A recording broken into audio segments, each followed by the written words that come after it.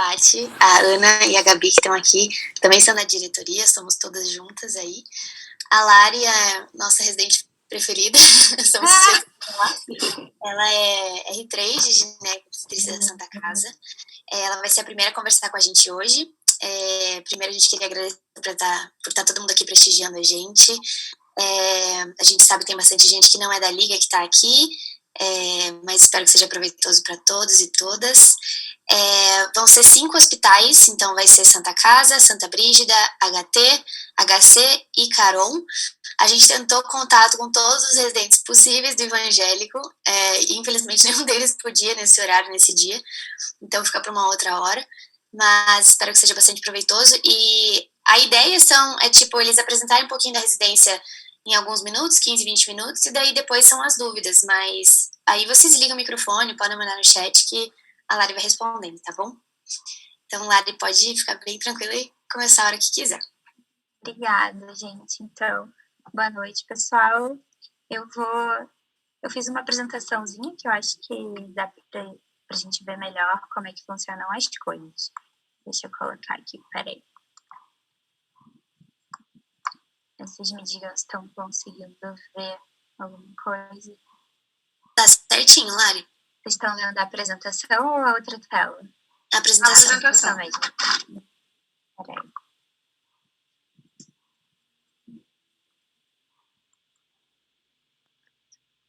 Então, eu sou Larissa, sou R3 da Santa Casa, né, da GO. E hoje eu vim falar um pouquinho da nossa residência.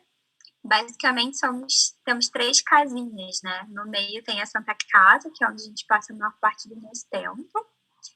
Eu sou suspeita porque eu acho esse prédio a coisa mais linda do centro da cidade.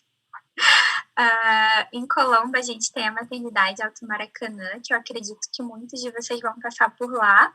Eu conheci, acho que a Flávia lá, inclusive, num desses plantões que vocês têm. E aqui eu não achei muito uma fotinha do nosso ambulatório, mas fica no Hospital Nossa Senhora da Luz, ali na Rebouças. Então, a parte de ambulatório funciona lá. A nossa equipe, então, nós somos 12 residentes no total. Então, são 4 residentes por ano. E pelo que eu sei, no próximo concurso vai se manter assim. Todo ano a gente solicita mais residentes, mas eles são meio imbatíveis em relação a isso. Então, esse ano ainda continua 4. Não sei se para os próximos anos, quando vocês forem prestar, vão ter mais. Espero que sim. Na teoria, nossa carga horária é de 60 horas semanais. Mas não é muito bem assim que funciona. E eu acho que em nenhuma residência cirúrgica funciona muito bem assim, porque sempre passa do horário, sempre tem mais coisa para fazer. Então, eu acho que é importante a gente deixar isso claro, assim. Vão ter estágios que a gente sai um pouquinho mais cedo, mas a grande maioria deles a gente, assim, eu diria que em média a gente cumpre mais ou menos umas 80 horas semanais, sabe? De atividades, então, teóricas, a gente tem semanalmente os casos clínicos, que no momento que houve a pandemia, a gente tem feito isso toda segunda-feira, remotamente. E as aulas de obstetrícia toda terça-feira remotamente. Mas isso é a realidade da pandemia, né? Geralmente a gente fazia isso presencialmente. E os dias da semana variam, né? Esse ano tem sido assim, mas não é fixo. E mensalmente a gente tem uma aula de cirurgias do mês. O que é isso? É uma aula em que o R3 ele vai falar sobre a rodada dele e falar de cada caso que ele operou e, enfim, os anatomias patológicos, os desfechos clínicos das pacientes. É uma aula muito interessante para a gente entender como as coisas estão funcionando no serviço e tudo mais. Em relação à ginecologia, o ambulatório funciona de segunda a sexta. O horário oficial é de 7h30 da manhã às 5h30 da tarde, mas isso também varia um pouco. Na pandemia, alguns dos nossos ambulatórios não estão ainda funcionando. Agora, quase todos estão, mas menos o de segunda-feira de manhã. Mas de segunda a sexta a gente tem esses horários fechados. E 5h30 da tarde, na verdade, a gente vai embora quando acabam as pacientes. Então, muito raramente um pouco antes disso, algumas vezes bem depois disso, mas em geral é mais ou menos nesse horário. Na mastologia, então, a gente tem como preceptores o Dr. Hélio, a doutora Danila e o Dr. João. Cada um deles tem um dia na semana de ambulatório. Na parte da uroginecologia tem a doutora Silmar e a doutora Luísa. Ginecologia geral tem o chefe do nosso serviço, que é o Dr. Moutinho, e a doutora Fernanda, que entrou numa situação de que a gente ia ter um ambulatório mais de ultrassonografia, mas no momento ainda não começou, então ela faz um ambulatório de ginecologia geral mesmo. A parte de PTGI com o Dr. Clóvis, a parte de ginecologia oncológica com o Dr. Romilton. Ele não é ginecologista, ele é cirurgião geral e cirurgião oncológico pélvico. Mas é bem legal, é um ganho muito, muito bom para o nosso serviço, um olhar diferente um pouco da onco. E o ambulatório de endócrino, patologias benignas do útero e climatério com o Dr. Sheldon. A parte de centro cirúrgico, eu brinquei ali que todo dia é dia, porque é isso, assim, não tem um dia certo. Tem dias que tem rodadas que a gente opera praticamente todos os dias, todos os horários. Tem rodadas que a gente opera só de segunda a sexta, não opera sábado, não opera domingo. Tudo depende da liberação, da necessidade, né? Então, o carro-chefe da residência na Santa Casa é a cirurgia. Então, a gente tem bastante. Pra vocês terem uma noção, amanhã Recording in progress. eu vou apresentar a minha aula de cirurgia do mês de julho. Em uma quinzena, eu operei 44 pacientes, então, em 15 dias. Então, é bastante, assim, comparativamente com algumas outras residências do país mesmo. Eu não sou daqui, né? O engraçado é que, por não ser daqui, a minha comparação é sempre com as residências do Rio, que é onde a maior parte dos meus amigos faz. A gente tem um volume de cirurgia bem superior. Então, tem cirurgia de mastro, tem cirurgias abdominais, as esterectomias, as oforectomias, cirurgias vaginais diversas, oncológicas, videolaparoscopias, esteroscopias, a parte de EZT por CAF, que é exército da zona de transformação, das pacientes com lesão de colo, as curetagens e mais o que vier. Eu brinquei também que é mais o que vier, porque na minha residência eu já fiz apendicectomia, colestectomia, retossigmoidectomia, principalmente nessas pacientes com câncer. A gente acaba entrando bastante nesse tipo de cirurgia. Aqui uma fotinho para ilustrar a cirurgia que eu entrei com 2 amigas minhas.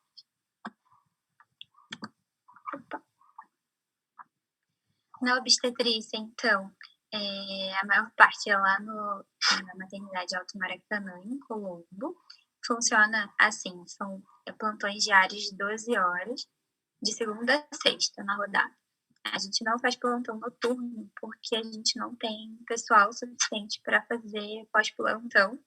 Então, por conta disso, por enquanto, não existe plantão noturno.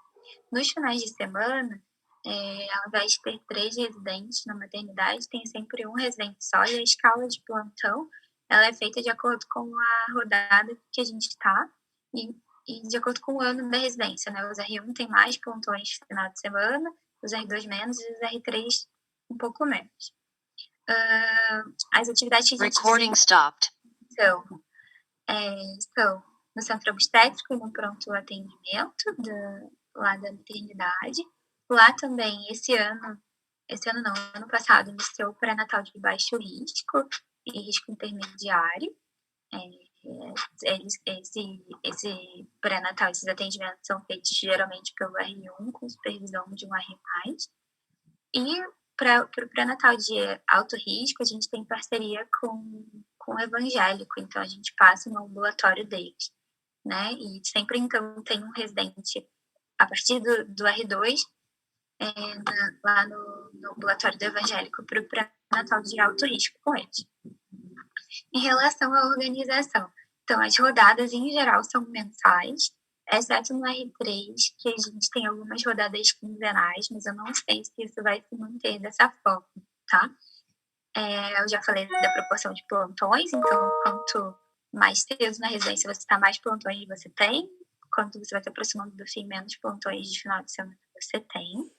As férias também são um mês fechado, então, Por exemplo, eu tô de férias agora em novembro, eu fico o mês inteiro de novembro, não tem como a gente cortar dias, fazer 15, 15 e tudo mais. Não sei se isso é algo conversável, mas desde que eu entrei na residência sempre foi dessa forma. Todos os anos a gente tem uma eleição em que um R2, que é um residente que no nosso serviço tem um pouco mais de tempo livre do que o R1, do que o R3, ele assume essas funções de representante, de liderança, interlocução com a preceptoria. Nós somos um serviço que a gente tem bastante preceptores, a gente tem o mesmo número de preceptores do que o número de residentes. Então, lidar com todos eles, com todas as demandas, sem uma organização com um representante seria um pouco mais difícil. Então, todo ano a gente elege um representante. Ano passado eu fui, esse ano é a Natália. Em relação a trabalhar fora da residência, eu optei por não fazer isso. No meu R2, eu fazia uns atendimentos em clínica popular, mas eu atendia geralmente sábados de rodadas que eu não tinha atividade final de semana. Mas, assim, não foi legal para mim, porque eu não tinha tanto tempo assim, então financeiramente não fazia muito sentido. Algumas pessoas trabalham, assim, a gente tem residentes que fazem serviço militar, outros residentes que dão plantão em UPA, que são concursados, e eles conseguem conciliar. Mas o mais importante é vocês saberem que, desde quando vocês entram, caso vocês tenham um trabalho fora, enfim, tudo é conversável, mas precisa haver uma organização para que a escala não tenha nenhum furo, tá? E a noção de que a prioridade sempre são as atividades da residência. Então, se você está na rodada de centro cirúrgico, por acaso tem uma cirurgia de emergência na hora do seu plantão, você tem que tentar trocar o seu plantão, porque a prioridade é sempre a residência.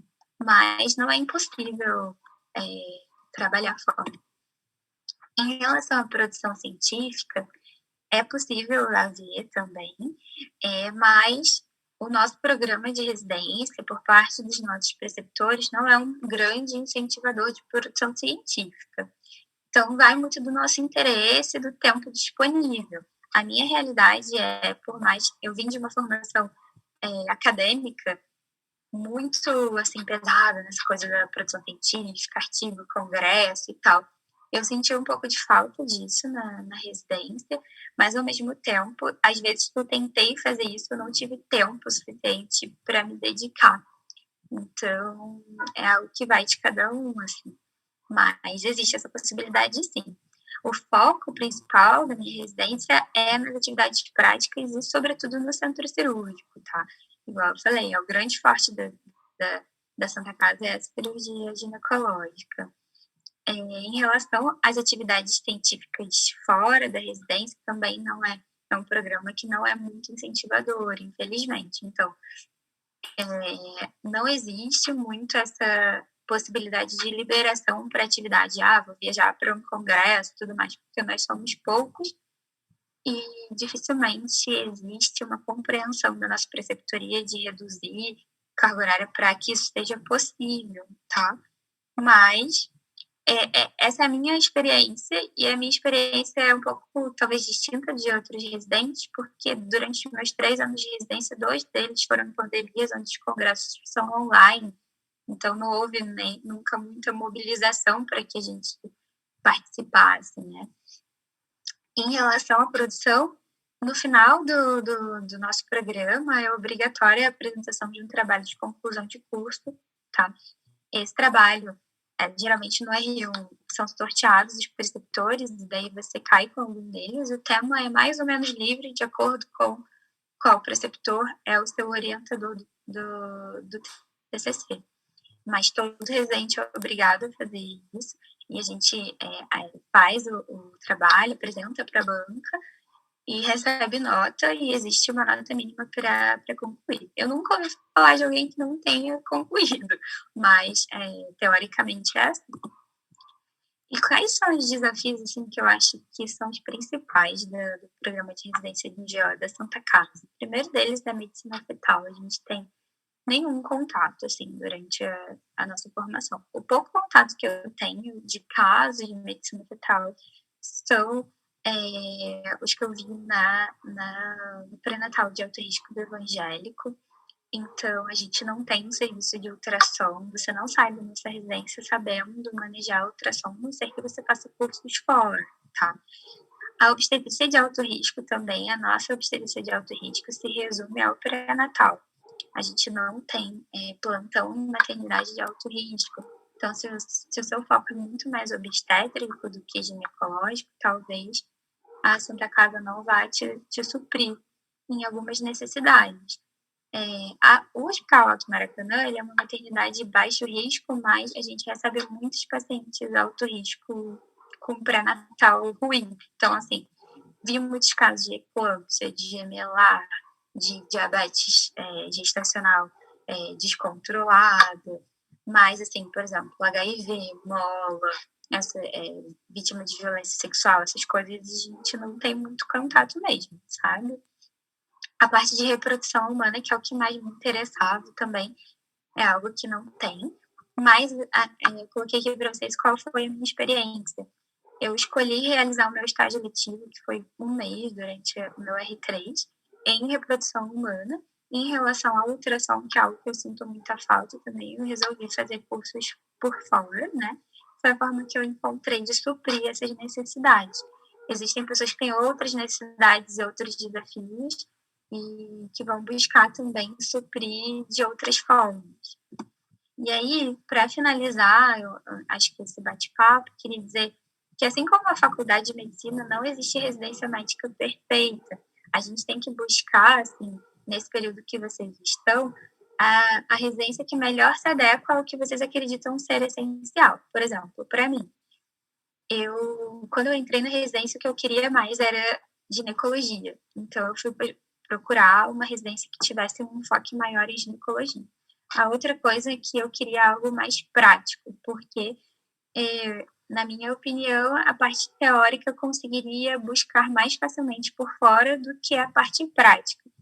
Então, como é uma residência muito voltada para a cirurgia, para atendimento ambulatorial em ginecologia, no meu ponto de vista, para mim, foi o que tinha de melhor aqui.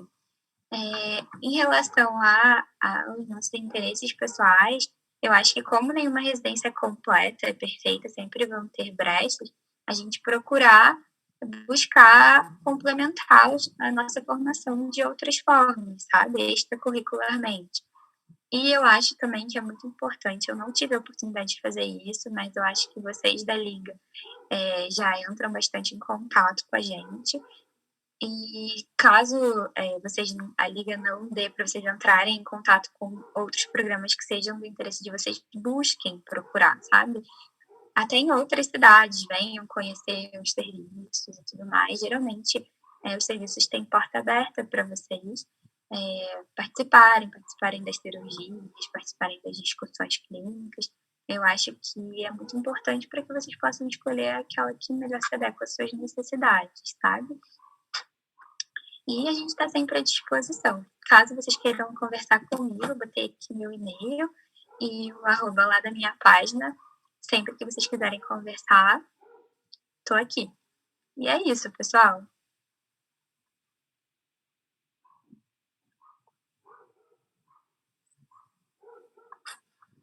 Oi, Lari, obrigada por conversar com a gente. Foi ótimo, acho que sanou bastante dúvidas. A gente não tem muita noção de como funciona o dia a dia, então já deu uma boa clareada. Você pode conversar um pouquinho com a gente sobre como que é o processo de entrada, a prova da Santa Casa, se tem análise de currículo, prova prática? Ah, sim, esqueci de falar disso, né? Desculpa. Quando eu entrei, então, assim, o que acontece? A Santa Casa, ela era vinculada à PUC, né? Então, a prova antigamente era pela PUC. No ano que eu entrei, que foi o ano de 2019, a Santa Casa assumiu uma organização própria, e aí a prova era pela AMP. Eu não sei se ainda é assim, tá? Que é aquela prova, a Associação Médica que dá para vários concursos. E aí existia a prova teórica e existia uma análise de currículo, não tinha prova prática, tá? Na análise de currículo, eu acho que cada edital é um edital, mas na minha época o que contava muito essa participação em ligas, participação em congressos, publicações em revistas nacionais, revistas internacionais, monitorias, tudo isso contava bastante. Mas a maior parte dos pontos, ela vinha pela prova teórica, que daí, no meu caso, foi da MP. E, então, é aquela divisão, tipo, 90% a prova a nota da prova e 10% a análise de currículo, mais ou menos, a proporção? Era mais ou menos isso, Fly. Assim, de cabeça eu não vou lembrar, mas eu acredito que deveria ser 80-20, tá? E a análise de currículo não tinha arguição, tá? Então, foi assim, você passava na primeira fase e aí você levava o seu currículo lá na secretaria acadêmica e esperava, sabe? Eles iam, depois da análise, eles analisavam e soltavam a classificação final. É uma lista que eu acredito que rode bem, sabe? Porque geralmente lista de residência roda muito, porque a gente tem a possibilidade de viajar, né? E faz prova para tudo quanto é lugar, e aí às vezes gente do Brasil inteiro faz as provas e optam por ir para outros lugares, outros serviços. Então, é uma lista que costuma rodar bem. E tem bastante gente que não é de Curitiba, que provavelmente está assistindo aqui, mas mesmo na Liga. Por que você resolveu vir para cá? Ah, essa história é engraçada. Eu caí de paraquedas aqui em Curitiba. Para quem sabe, eu sou do Rio. Eu fiz faculdade na UFRJ e eu namoro há 12 anos. E aí, no final da minha faculdade, o meu namorado, que era meu noivo, né, hoje meu marido, ele prestou um concurso para cá, para Curitiba. Nunca tinha sido um sonho vir para cá, assim, mas ele passou. E aí eu ia casar e não tinha muito o que fazer. Então, eu prestei residência só aqui para Curitiba mesmo. Quando eu cheguei aqui, isso é uma dica que eu dou para quem não é daqui. Eu não conhecia muito, né? Lá no Rio, a gente é muito, assim, focado em Rio e São Paulo. Então, a gente não conhece muitos outros serviços. Na época eu fazia curso e eu não sei se vocês conhecem o professor Vinícius, não sei se alguém aqui faz curso, e eu entrei em contato com ele para saber o que ele tinha para me dizer sobre os serviços, porque eu não conhecia. E ele me falou de todos os serviços que vão vir aqui hoje conversar com vocês. E aí eu resolvi prestar, assim, dentro das minhas possibilidades financeiras de vir aqui, né, durante a faculdade, prestar. Eu fiz a MP e aí dentro da MP eu fiz a prova pré-evangélica também, além da Santa Casa. E fiz a prova do HC e do HT também, que era uma prova, era um único concurso que você daí fazia as duas inscrições. E aí foi isso. Eu não prestei para outros serviços, porque alguns eu confesso que eu não conhecia muito bem, eu não sabia distância e tudo mais. Então eu acho que quem é de fora não faça como eu. Acho que tenho esse tempo de procurar bem certinho cada tipo de programa. Tem vários hospitais que eu não conheci, que eu sei que são excelentes serviços. E acho que seria também igualmente proveitoso caso eu participasse do programa de residência deles, sabe? Então busquem. Acho que perguntaram alguma coisa ali no chat, Mari. Veja lá. Não consigo ver, peraí. ALT. Oi? Perguntaram o que é ALT. ALT? Eu acho que a pessoa quis dizer AMP, talvez. Deve ser. AMP? A AMP é a Associação Médica Paranaense do Paraná, algo assim. Que é uma prova unificada. Funciona assim. Sai o edital, você paga o valor da prova, que é um valor X lá. Assim, gente, prova de residência é caro. Eu não sou uma pessoa muito abastada, então eu também tive que escolher fazer de acordo com a minha necessidade financeira, assim, pensar. Porque na época custava uns R$400 só a prova da MP, e aí para cada concurso dentro de lá que você quisesse fazer, você pagava o valor da instituição. Então, do evangélico era um valor, da Santa Casa um valor, além dos 400 e pouco. Tinha, se eu não me engano, o pessoal de Maringá também fazia parte. Então, vários lugares do Paraná fazem parte dessa prova unificada. Entendeu? Se vocês forem fazer essas questões de apostila, que tem ali a instituição na frente, vocês vão ver que vai aparecer bastante a MP. É uma prova não muito fácil, é uma prova cabeludinha, mas bem interessante. Serve para várias instituições. Lari, acho que só mais uma pergunta ali. Perguntaram quais que você fez pela MP. Eu fiz Santa Casa de Curitiba só e fiz o Hospital Evangélico Mackenzie.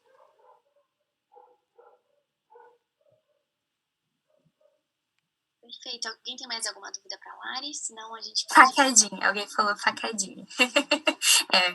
Prova de residência é caro. E assim, quem é de fora, como eu era, também contava muito para mim o valor das passagens, né?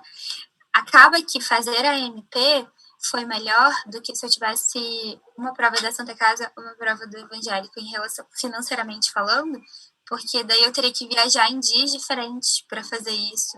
E isso era custoso para mim, e na minha faculdade, às vezes, também eu não tinha, assim, tempo, né, de vir. Então, é uma facadinha mesmo. Perfeito. Obrigada, Lari. Nada, mas... Ela deixou os contatos ali, qualquer coisa vocês vão atrás dela. E muito obrigada. Uau, agora...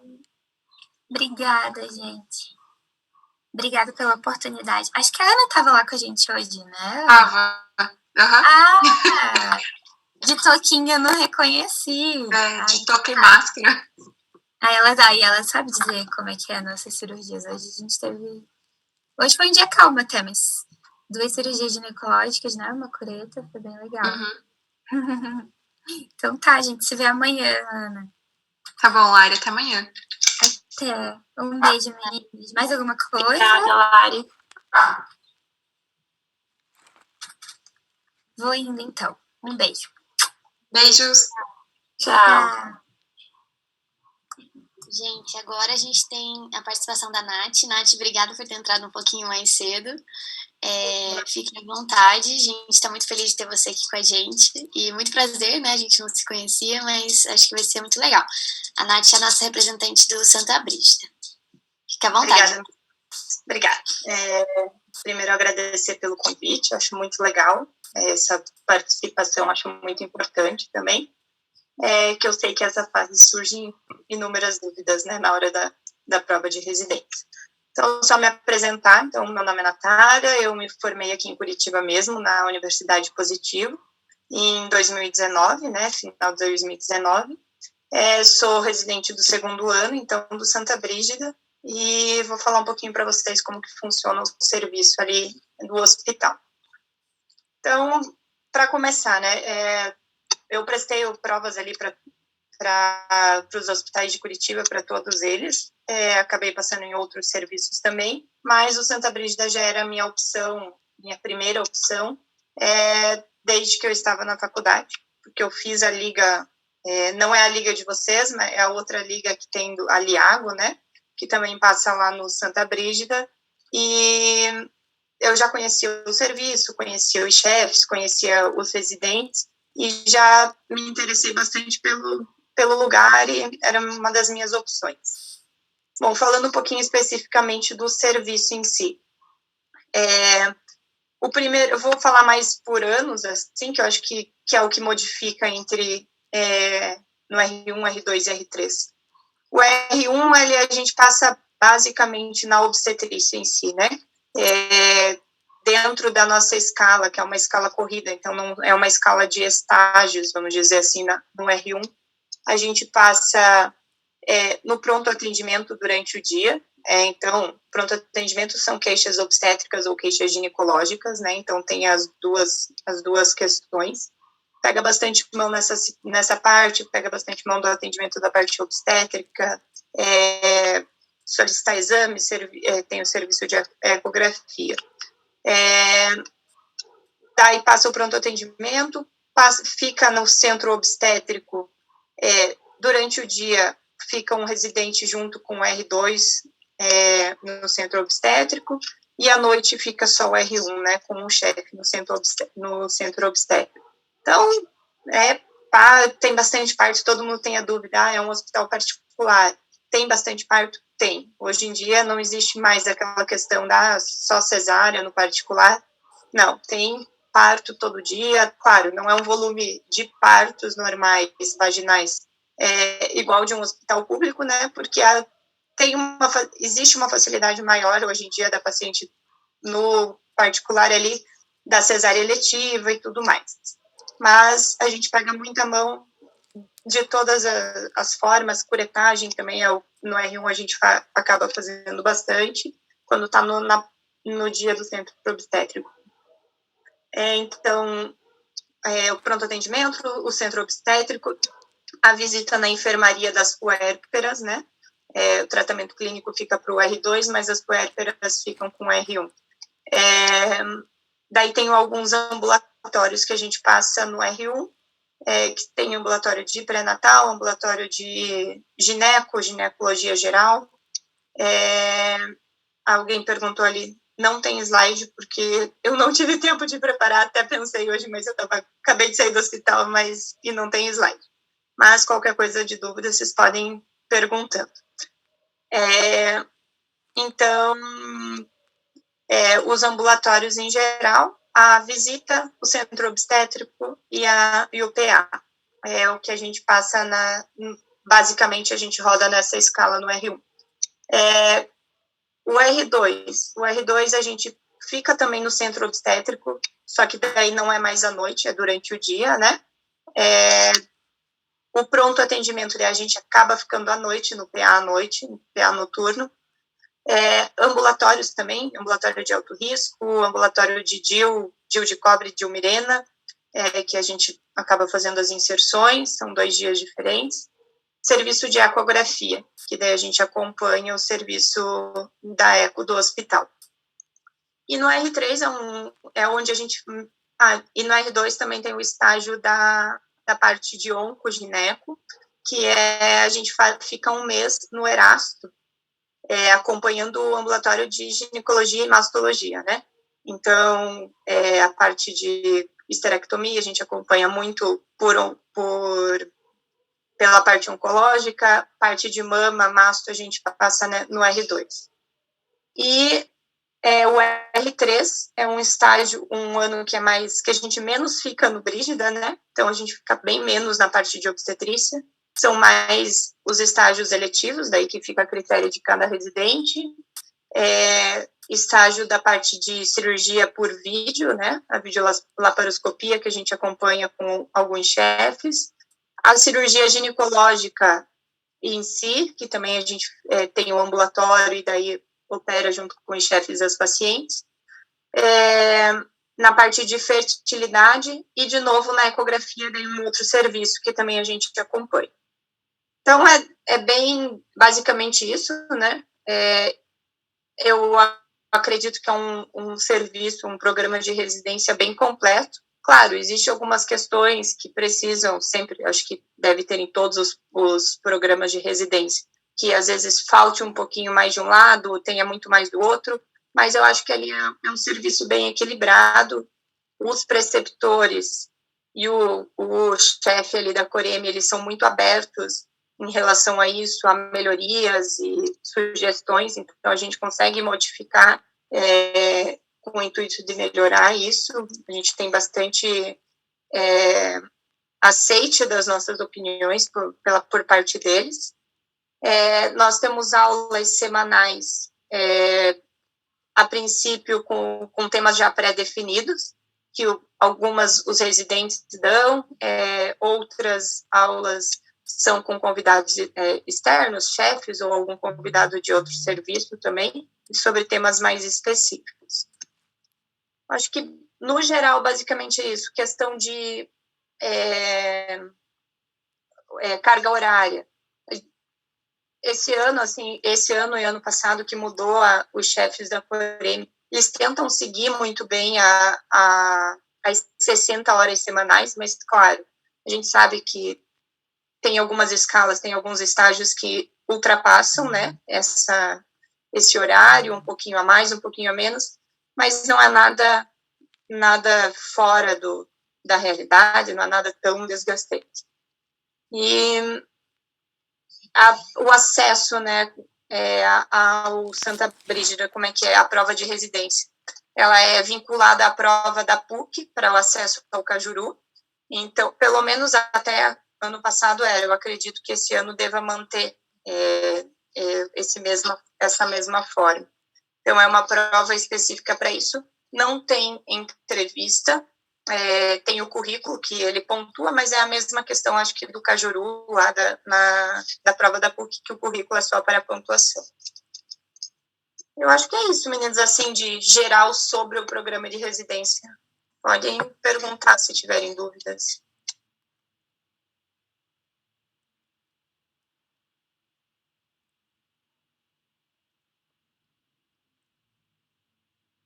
Nath, você pode falar um pouquinho pra gente como que é a parte da reprodução humana, da fertilidade? Se vocês passam em algum lugar, se tem ambulatório? A gente passa na Clínica Felicitar, que é uma clínica particular, né? Mas aí que tem o Dr. Cláudio Vins, eu acredito que alguém deva conhecer, o Dr. Álvaro. Então, eles abrem o espaço deles lá para a gente acompanhar. E passa acredito que são, no R3, né? Eu não lembro a escala direito do R3, mas eu acho que a gente passa ali em torno de 4 semanas acompanhando o serviço junto com ele. A Maria Eduarda perguntou ali se é uma mais obstétrica ou ginecológica. Não, é 50, meio a meio, assim, a gente passa bastante na parte ginecológica. Claro, a obstetrícia é o carro-chefe ali dentro da maternidade, mas principalmente agora, eu acredito que vocês devam saber, o hospital, ele foi comprado pela Notre Dame, que é a Clinipan, né? Então, o nosso fluxo, isso para nós residentes é excelente, aumentou muito, e aumentou muito o alto risco também, porque então a única referência das pacientes Clinipan para virem a parte ginecológica e obstétrica não é só o Brígida. Então, nosso fluxo praticamente dobrou aí desde novembro, dezembro, que eles assumiram. São 5 residentes cada ano, então no total nós somos em 15, 5 R1, 5 R2 e 5 R3. Com relação ali que as meninas perguntaram se tem alguma limitação ou se tem recusa das pacientes por serem particular, de maneira alguma, ao contrário, nesses 1 ano e meio aí que eu tô lá, nenhuma paciente de encrencar por ser residente ou qualquer outra coisa. E daí tem a questão dos internistas, né? Quem são os internistas? São aquelas pacientes que não vão ganhar com o plantão, não pagaram disponibilidade, que tem essa questão, né, por ser particular, e não vão ganhar com o plantão, e que a gente sempre auxilia, né? Então, tem o médico vai lá, vai fazer a cesárea ou uma cirurgia, e ele pede auxílio do residente. E não tem problema, e geralmente, às vezes, as pacientes acabam ficando ali aos nossos cuidados, até o médico chegar, não tem muita restrição por serem particular, não querem ser examinadas por nós, ou qualquer questão relacionada. É bem tranquilo. Natália, oi. Vocês têm que apresentar um TCC no final da residência? Como que é? Nós não temos um TCC, a princípio, nenhuma prova específica. A gente tem provas a cada 6 meses, mas provas básicas, vamos dizer assim. Mas só para o chefe da Coreme ter ver como que está a evolução e tudo mais. Mas não tem TCC, não tem apresentação de trabalho, não. Uhum. Mas caso o residente tenha algum interesse nessa parte mais científica, de iniciação científica, tem um preceptor, alguma coisa assim, que possa auxiliar ele na maternidade? Tem alguns chefes dos plantões, preceptores, tem bastante interesse em incentivar, em auxiliar, principalmente descrições de casos, tem no alto risco ou na parte ginecológica, tem essa oportunidade, sim. Nath, vocês veem o alto risco e baixo risco no Brígida mesmo?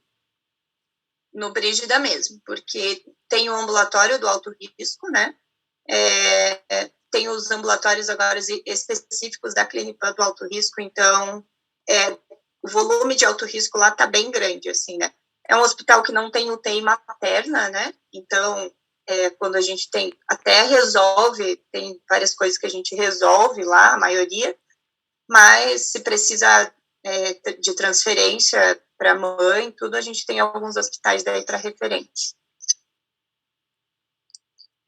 E os lugares externos que vocês passam, então, é o Erasto e a Clínica Felicitar?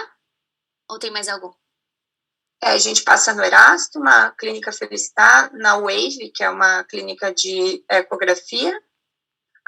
No R3 eu tinha esquecido, nós passamos 10 semanas no Erasto também, só na parte de patologia do trato cervical, né, que a gente chama de PTGI, que é a parte de câncer de colo de útero. É um ambulatório lá, assim, eu não passei ainda, mas os meus colegas que já passaram, ambulatório totalmente ginecológico, assim, muito bom para a prática, assim, para melhorar a questão ginecológica de consultório preventivo, resultados alterados e tudo mais.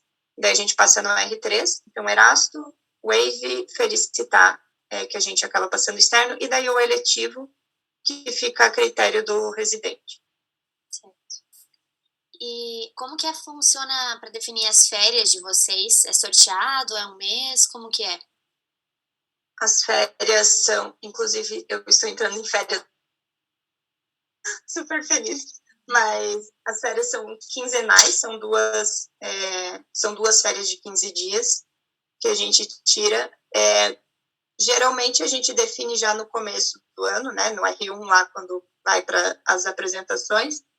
Não pode tirar férias no mês de março, que é o mês que, quando os R+, porque vai entrar os residentes novos, então tem que auxiliar. No mês de dezembro e no mês de janeiro, porque daí são escala de pé, são os feriados e tudo mais. E geralmente dezembro e janeiro é um mês que o fluxo do PA aumenta muito, porque os pré-natalistas viajam e tudo mais, então os pacientes acabam procurando muito o PA por queixas mais simples, né? Então a gente não, a princípio no nosso grupo, assim, a gente não sorteou, a gente decidiu entre a gente de uma forma com que ficasse bom para todo mundo, né? Então são quinzenais e fica a critério daí do grupo definir quando que vai ser ou como vai ser. Só com essas limitações dos meses que não pode. Beleza. Nath, a gente teve uma pergunta, mas a pessoa não quis se identificar. Como que funciona a bolsa? Ela é a mesma para os hospitais públicos? Como que é? Eu sei que a bolsa é a mesma, na verdade. É o valor lá de 3.000 e alguma, com desconto fica 2.964, para ser bem exata. A nossa bolsa é paga pela instituição, é diferente de alguns hospitais que não é pago pela instituição, que é pelo MEC, eu acredito. Tanto é que, por isso, a nós, não sei se vocês sabem, tem colegas já que fazem residência, mas desde que começou a pandemia, para as residências que são do MEC e tudo mais, eles estavam pagando um valor a mais, aí de 600 e alguma coisa, como forma de bonificação por conta do Covid. Nós atendemos Covid lá também na maternidade. Vem bastante, tem parto, tem cesárea, tem tudo. Não temos UTI se for preciso. Mas, voltando, então, a gente não recebe, por essa questão, não recebe essa bonificação, mas o valor ele é o mesmo, o valor da Bolsa Residência em si é o mesmo do que as outras instituições. Torcendo, porque disseram que vai ter aumento para o ano que vem, né? Se vocês entrarem em breve, tomara que já tenha mudado esse valor. Alguém perguntou ali com relação aos plantões noturnos. Sim, no R1 a gente tem, quando não está em escala de férias, que a gente está em um plantão noturno a cada 4 dias. No R2 também, na verdade, né? Porque a nossa escala vai rodando assim, ela roda todo dia, né? Cada dia você está em um serviço diferente. Então, você não tem um dia fixo para plantão noturno. E sim, tem como trabalhar fora. Fica puxado, fica, mas tem, se você quiser, se você precisar, tem. No R1, eu confesso que eu não trabalhei, principalmente porque veio o Covid na época, tudo, e eu não queria me expor muito ali na questão do Covid, por conta até das mães e pelo cuidado. Eu trabalhei um pouco menos, eu fazia, a partir de novembro, eu comecei a trabalhar em clínica popular, que tem essas clínicas mais estilo Medprev, mas eu só na parte de ginecologia. Daí eu trabalhava alguns períodos. E no R2 eu tenho trabalhado mais também em clínica popular e faço uns plantões também em outro hospital esporadicamente, assim. Mas dá para trabalhar. Não é puxado, mas tem como. Natália, mais uma pergunta. Vocês têm aula semanal, né? Aham. Isso, Aí são os residentes que apresentam? Isso, a princípio, nossas aulas são nas quartas da noite, a maioria são os residentes, que nós preparamos alguns protocolos, arrumamos alguns protocolos do hospital ano passado, então esse ano a gente está apresentando eles, discutindo, e tem alguns dias, algumas semanas que são alguns, ou chefe, ou algum outro convidado. A gente ficou um tempo aí com aulas online, mas agora voltou para as aulas presenciais. Perfeito. Alguém tem mais alguma pergunta para a Nath? Alguma coisa que quer saber? A gente compartilhou lá no Insta o Instagram dela também, então se alguém tiver mais alguma dúvida... Pode me seguir, pode pedir lá, fiquem à vontade. Tá bom. Obrigada, Nath, por participar, por sanar nossas dúvidas. Muito, muito obrigada mesmo. E boas férias. Obrigada a vocês, para quem tiver dúvida, ou espero que vejam uma carinha de vocês em breve lá no serviço. Obrigada. Tchau, gente. Boa noite. Boa noite. Mariana, oi. Tudo bem? Oi, gente, boa noite. Tudo bem? Vocês estão conseguindo ouvir? Aham.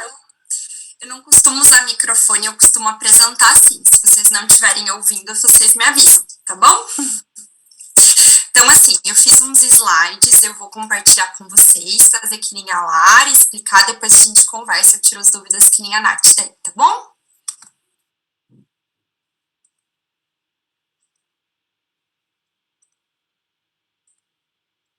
Deixa eu só jogar vocês pro ladinho. Então, gente, em primeiro lugar, eu estou muito feliz com o convite de vocês, gostaria de agradecer. Os alunos da PUC não passam lá com a gente, então eu não conhecia muito de vocês, é mais quem vai fazer letivo, cada vez mais tem gente da PUC lá, e a gente fica feliz porque não tem nenhum residente formado na PUC, então quem sabe vocês, se tiver alguém da PUC interessado, que venha ingressar aí o time. Fico muito feliz por falar sobre ginecologia e obstetrícia, porque eu sou apaixonada pela especialidade, não me arrependo da escolha, e também por poder falar um pouco do meu serviço, né?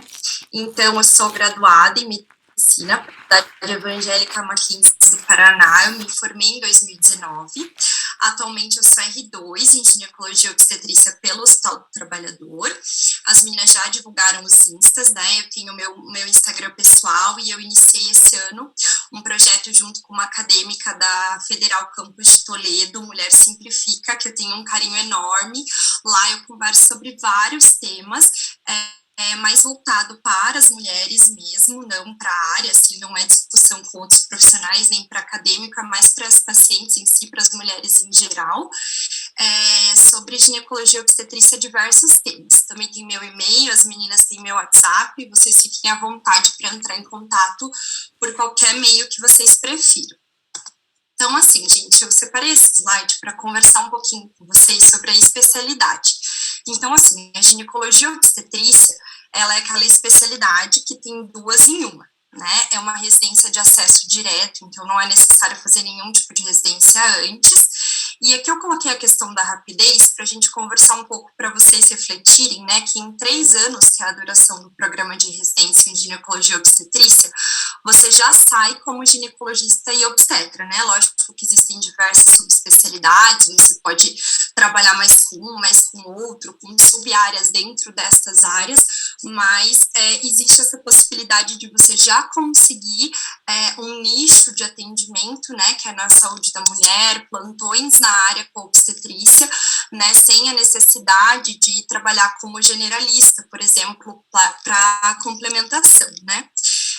Existem diversos campos de atuação em todos os níveis de atendimento, então o ginecologista e obstetra, ele pode trabalhar no campo ambulatorial, hospitalar de alta complexidade, consultório privado, na questão da imagem, né, da imaginologia, né, fazendo exames, então, assim, tem muito campo mesmo, e em todas as fases de vida da mulher, né, desde a adolescência lá, tem o infanto puberal até, né, a fase do climatério, da menopausa, enfim, não tem limite aí para o trabalho com a saúde da mulher.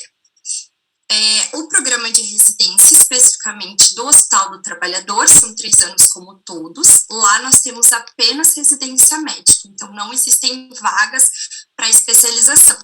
São 5 vagas por ano, então nós somos 15 ao todo. A carga horária, ela é equilibrada entre os anos, são 60 horas semanais, incluindo as atividades práticas e as aulas teóricas. As aulas teóricas, com a pandemia, a gente ficou muito tempo sem aula presencial, porque, teoricamente, o programa é dividido.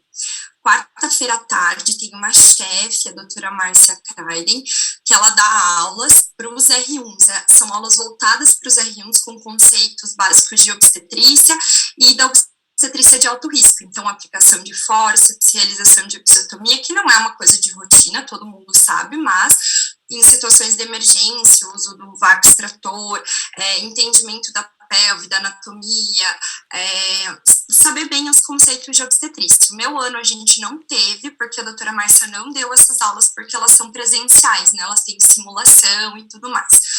Para todo o grupo, a gente tem aulas quartas-feiras à noite, que daí são sobre ginecologia e obstetrícia, sobre os mais variados assuntos. A gente chama tanto preceptores nossos, como às vezes professores convidados, para a gente ter essa parte da teoria mesmo.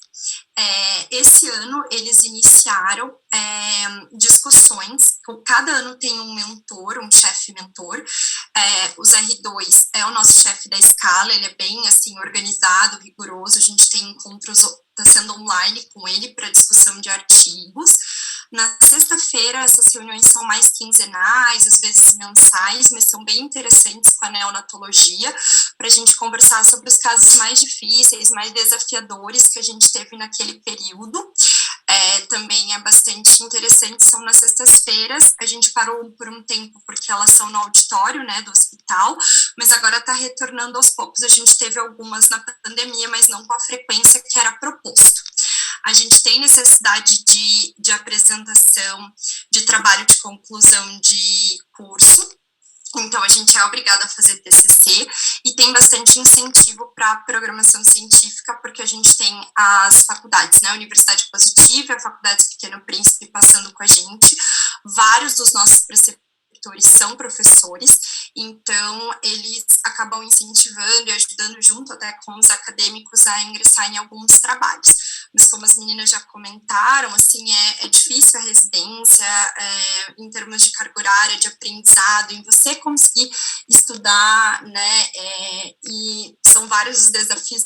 Então, às vezes, sobrar tempo para essa produção científica requer um pouquinho de programação, né, de organização, de força de vontade, mas se quiser, tem meios, tá?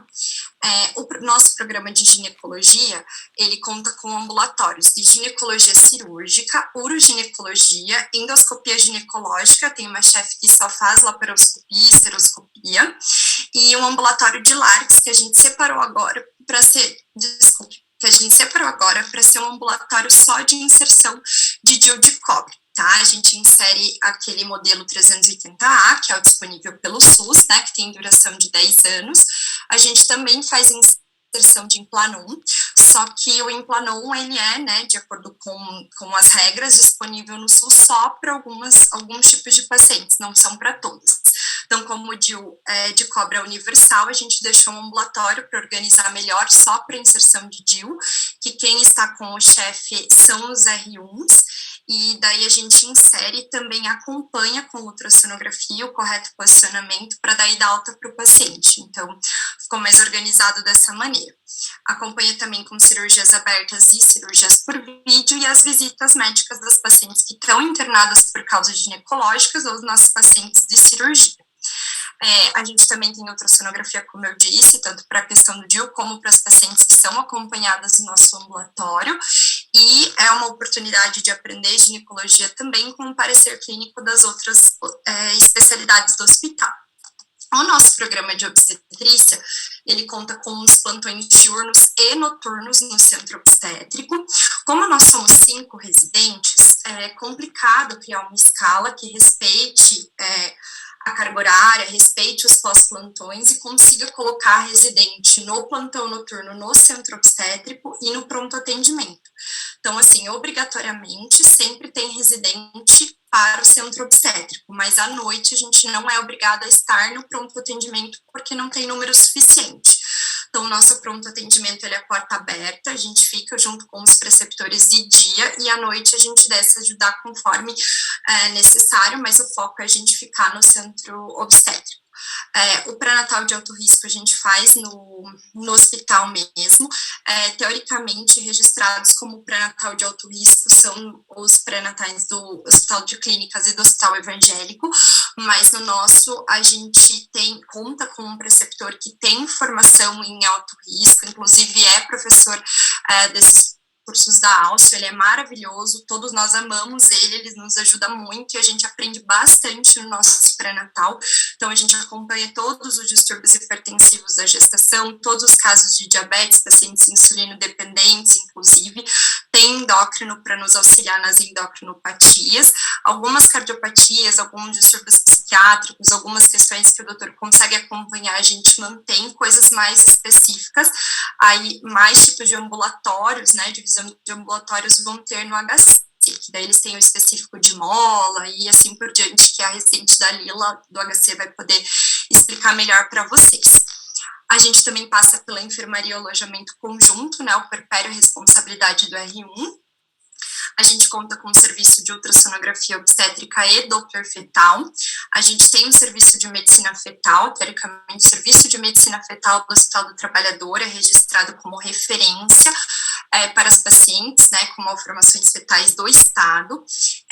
Nesse momento ele está paralisado temporariamente por questões administrativas, mas eu acredito que ele vai retornar. No meu R1 ele funcionou normalmente, mas daí quem acompanha são os R3, eu espero que até o R3 ele retorne ou eles deem alguma solução para essa questão. A gente tem convênio com a clínica Conceber, que é uma clínica particular para passar na parte da reprodução humana, e um diferencial interessante que eu acho que a gente tem no nosso programa de obstetrícia e que é difícil a gente encontrar maternidade com esse número de plantonistas, é que no Hospital do Trabalhador a gente conta com 3 plantonistas a cada 12 horas, então, e mais o chefe da visita médica, que não é o mesmo que vai para o plantão, então a gente sempre tem 4 médicos ali no turno da manhã, né, porque depois da visita o médico passa a visita, vai embora, então a gente tem bastante opção de profissional, de preceptor para discutir os casos, para aprender, são sempre visões diferentes, a gente tem diferentes chefes para conseguir entrar nas cirurgias, então são diferentes pontos de vista. A gente tem muitos preceptores novos, eu acho que isso ajuda bastante nas atualizações e até para entender na inserção no mercado de trabalho, para ter ajuda. A maioria deles tem formação no HC e no Evangélico, aqueles que já são daqui, né, tem formação aqui em Curitiba, então é bem interessante. E na obstetrícia a gente também tem o parecer clínico das outras especialidades, como o Hospital do Trabalhador. É um hospital predominantemente cirúrgico, né, e de trauma, referência de trauma, a gente tem contato com bastante gestantes vítimas de trauma, a gente consegue ter uma noção de como fazer esse manejo junto com o pessoal da cirurgia geral e da ortopedia. Nós temos estágios externos nestes hospitais, tá? A gente passa no Hospital Erasto Getter, na oncoginecologia e na colposcopia e patologia do trato genital inferior. passa no Hospital Nossa Senhora das Graças, na mastologia, e no Hospital de Clínicas do Paraná, que a gente tem livre acesso a todos os ambulatórios, e a ideia é que justamente aqueles ambulatórios que ainda não estão funcionando no HT, que a gente consiga passar lá para suprir, né? Então, assim, mola que a gente vê um ou outro caso, não tem um ambulatório específico, então, que a gente possa passar lá. Complementar o alto risco de algumas coisas, das cardiopatas, por exemplo, que a gente não tem cardiologia no hospital, porque como o hospital não tem a parte clínica, algumas coisas ficam difíceis, algumas estruturas ficam difíceis de serem montadas. Então, a gente tem um hospital de clínicas para dar esse suporte. A reprodução humana, como eu já falei, na clínica conceber, a gente passa na UTI, na infectologia do hospital, isso é uma coisa diferente, eu não conheço, eu não vi se as meninas falaram que elas passam nisso, mas pelo que a gente passa na UTI, na própria infecto, eu acho que é uma coisa bem exclusiva do HT, eu acho que as outras residências não passam, não existe essa obrigatoriedade, mas lá a gente passa. Eu acho que tem a vantagem da gente poder ver a questão dos cuidados intensivos, por mais que isso não seja o dia a dia do ginecologista e obstetra, é importante a gente conseguir identificar uma situação de urgência, emergência, e ter uma noção de como agir, de como saber transferir uma paciente, né, de como saber se portar diante de situações assim de maior gravidade. E na infectologia também foi interessante porque a gente consegue focar para a nossa área, né, para situações em que são necessárias antibióticos, né, e tem várias na GO, e entender mais ou menos o perfil, né, de bactéria de resistência do próprio hospital, alguns antibióticos que não podem ser utilizados ou que não vão funcionar para determinadas situações, e eu fiz todo o balanço de sífilis no hospital esse ano até julho, que eu passei em julho com eles, né, na CCIH, no controle de infecção hospitalar, e foi bem enriquecedor, assim, para mim, a discussão com eles, né, daí tem as unidades básicas de saúde conveniadas que a gente passa com os nossos preceptores, que também são professores de internato, junto com os alunos, para acompanhar pré-natal de baixo risco e ginecologia de atenção primária. Tem alguns chefes que passam totalmente sem acadêmicos, então a gente consegue atender e ver bem a rotina sem os internos também. E a gente tem um estágio eletivo de livre escolha, que eu acho que toda residência tem, né, que é um mês para o residente passar no serviço que ele desejar, né, inclusive em outras cidades, até outro país, se, né, for possível, e totalmente de livre escolha. O R1, aqui eu separei para vocês mais ou menos como que funciona o nosso programa por ano. Então, no R1 é a obstetrícia predominante. Isso é uma recomendação da FEBRASO, porque eu acho que toda residência médica, né, do MEC, autorizada pelo MEC, deve respeitar, né, que é ter a obstetrícia como foco no R1. Então, os R1s passam pelos plantões no centro obstétrico e no pronto atendimento, são responsáveis pelo puerpério, passam no pré-natal, na unidade básica de saúde, acompanham a ginecologia com os R+, tanto os ambulatórios como as cirurgias, com a ideia deles entenderem mesmo como é que funciona a avaliação do paciente, a indicação da proposta de tratamento, clínico, cirúrgico, acompanhamento, entender da papelada, né, de toda a burocracia, da montagem de mesa, né, da instrumentação cirúrgica para gineco, então tudo isso eles fazem, né, eles participam. O ambulatório de Lartes, como eu já expliquei para vocês, dos dias que eles estão participando, né, nesse ambulatório específico é só o R1, então está tendo bastante oportunidade de inserção de DIU. Como é SUS, a gente não insere tanto Mirena e Kailina em proporção ao DIU de cobre, né? Mas, quando a paciente leva, alguns preceptores que aceitam, a gente insere e às vezes a gente faz mutirão com doação, né, pelo laboratório da Bayer, a gente já colocou alguns, então tem como treinar também. E a ultrassonografia, que é um diferencial também, porque é difícil residência, né, que tem contato com ultrassonografia já desde o R1, e a gente tem, né, e como eu disse para vocês, no nosso serviço, toda paciente, né, em que a gente insere DIU, seja ele durante a cesárea, no pós-parto imediato do parto vaginal, ou depois no puerpério, ou em qualquer outra fase, toda vez que a gente insere DIU, a gente faz ultrassonografia para verificar posicionamento, sai com esse laudo certinho, se o DIU tiver normal posicionado, é que a gente vai liberar o paciente com as orientações. Não é obrigatório, né, esse ultrassom de controle, é até legal para paciente, porque não é todo o serviço SUS que oferece isso, na verdade a minoria oferece, mas é uma oportunidade da gente entender, ver, sempre estar avaliando o ultrassom, porque ele também vem com as imagens, então é bacana, porque a gente também já reposiciona, enfim, a gente resolve os GIUs que a gente coloca. No R2, já equilibra mais essa questão da obstetrícia e da ginecologia, a gente mantém os plantões.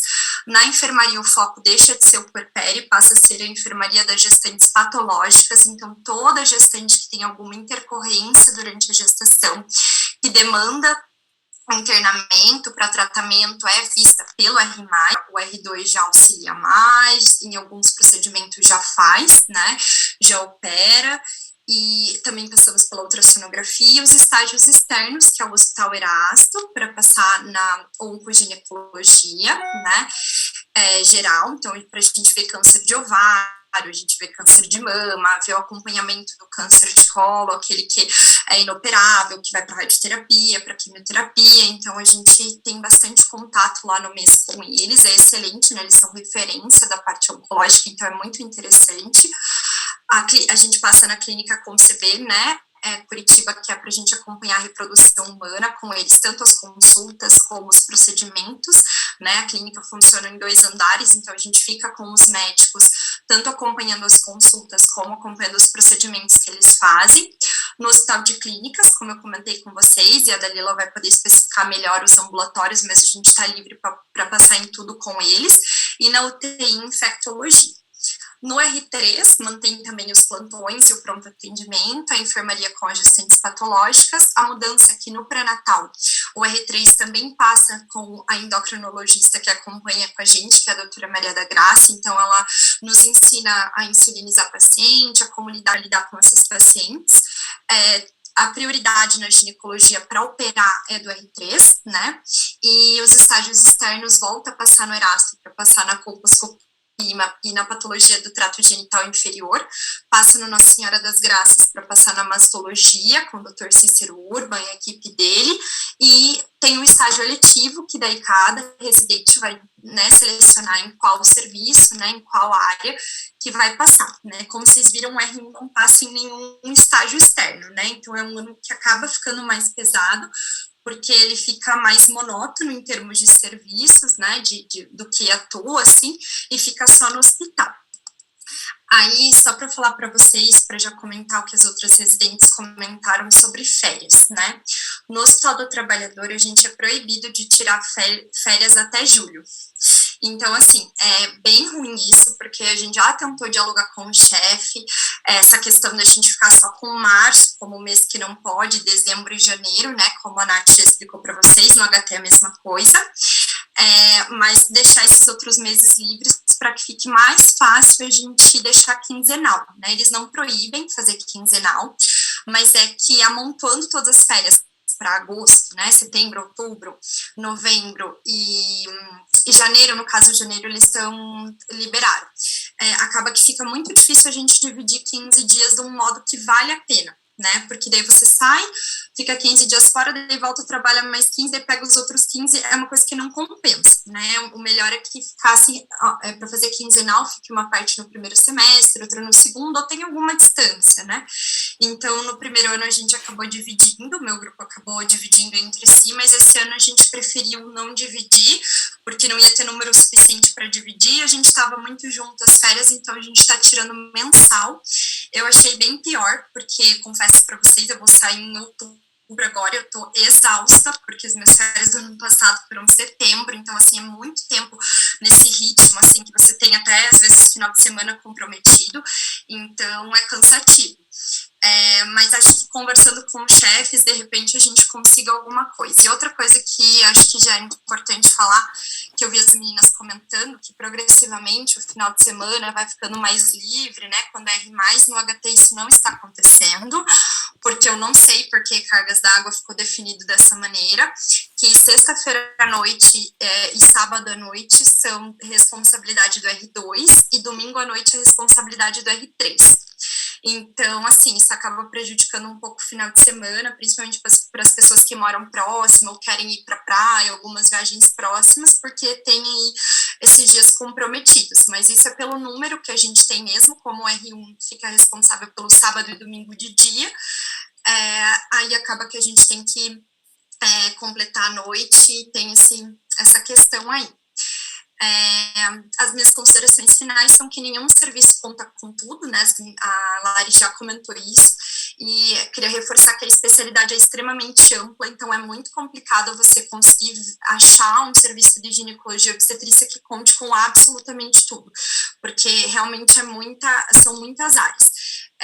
Eu acho que se eu posso dar uma dica para vocês aqui, busque conhecer os serviços, né, conversar com os preceptores, além de conversar com os residentes, eu acho importante conversar, ter uma visão que os preceptores tenham, né, entender o que melhor se encaixa com as suas necessidades, não só profissionais, né, que nem a Lari comentou que tinha mais interesse pela gineco, mas também interesse pessoal, e eu acho, assim, que é válido você por mais que você tenha, assim, algo a mirar, né, eu gosto muito de mastro, né, gosto muito da parte de onco, lógico, é importante já considerar isso, mas se permitir enxergar o todo da especialidade, porque muda muito, que nem quando a gente entra na faculdade, às vezes a gente começa criando uma coisa, quando a gente passa no internato, a gente vai criando várias dúvidas, ao longo da residência isso também pode acontecer, então tentar pensar numa residência equilibrada talvez seja uma coisa importante, né, eu não me arrependo de ter escolhido o HT na questão da obstetrícia, porque eu acho muito, quando me perguntam pessoalmente, eu sempre respondo que eu acho muito importante considerar fazer um serviço que tenha uma obstetrícia que te deixe no mínimo com segurança,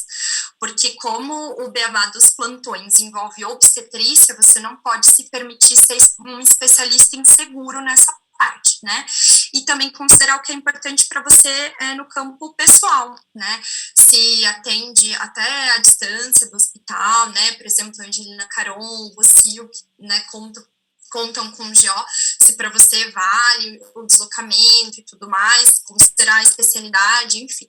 E a formação nunca termina, né, gente? Então, é plenamente possível suprir as deficiências específicas que o seu serviço apresente, que você também não consiga suprir durante a residência e sempre pensar em se aprimorar e seguir. Muito obrigada pela atenção e estou disponível para as dúvidas.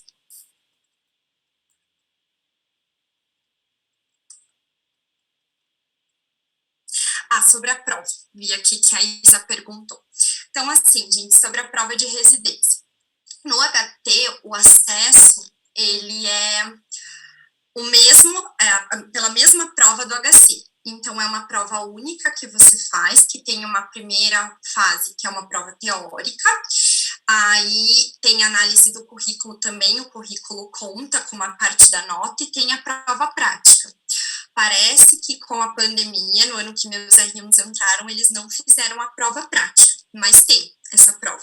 Não sei se no edital, que parece que já saiu para esse ano, se está constando a questão da prova prática ou não, tá?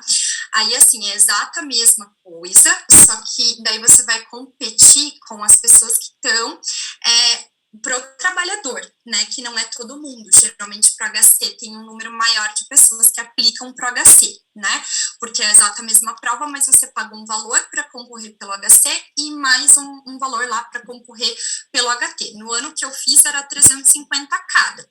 Eu acho que vale bem a pena, assim, se eu, né, uma opinião minha, eu acho que para quem gostou do serviço do HT foi conhecer e faria, né, porque eu acho que a pessoa tem que se perguntar isso, já desde o vestibular. Sempre que me perguntam de vestibular, de prova de residência, eu falo, gente, não adianta, o preço que custa as coisas de medicina, você ficar fazendo prova só para se convencer que você vai passar, porque se você não for fazer, se não for um serviço que atende as suas demandas, não adianta prestar prova, né, até porque as provas ficam disponíveis, né, então você baixa a prova ali e você faz para treinar, você não precisa pagar para um lugar que, né, não te atende.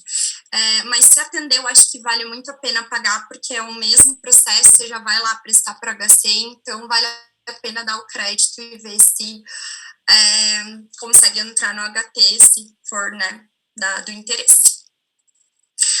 Ambu de endócrino gineco. Não tem um ambu específico de endócrino gineco. Inclusive, eu acho, pelos meus estudos pessoais, que eu me interesso muito por essa área. Então, eu vou até atrás, conversar com os preceptores já para tentar fazer um eletivo nisso em sexualidade, que é onde eu quero tirar a prova aí, que a gente não tem tanto contato, e que tem no HC. Daí a gente pode passar com eles. Porque no HC eles têm dividido infanto-puberal, eles têm a parte do climatério, tem a parte de gineco geral, em todos esses eles têm contato com essa parte da endócrino, né, aplicada para gineco, e que eu acho que dá para ter uma boa noção, pelo que os meus colegas falaram, quando a gente passa no HC. Então, ter essa oportunidade de passar com eles é bacana. Olha, a área mais limitada, o que eu mais sinto falta no HT hoje, que eu até conversei com os chefes, é a gente não ter um ambulatório específico de gineco geral. A gente atende pacientes com demanda de gineco geral, mas não existe um ambulatório com esse nome. Então, assim, quando a gente está num serviço que a gente não tem um ambulatório específico de gineco geral, você sente que você fica desconfortável com algumas demandas dos pacientes, né, na parte mais clínica mesmo, porque a gente é acostumado a achar que todo problema lá de gineco a gente vai resolver operando, principalmente a urogineco, que você vai resolver, por exemplo, as incontinências de esforço, né, que são refratárias ao tratamento clínico com sling, com cirurgia. Então, você fica com aquela mentalidade, cirurgia, cirurgia, cirurgia, cirurgia. Mas muita coisa da gineco, muita demanda a gente resolve clinicamente. Então, não tá com esse ambulatório, é uma coisa que dificulta um pouco.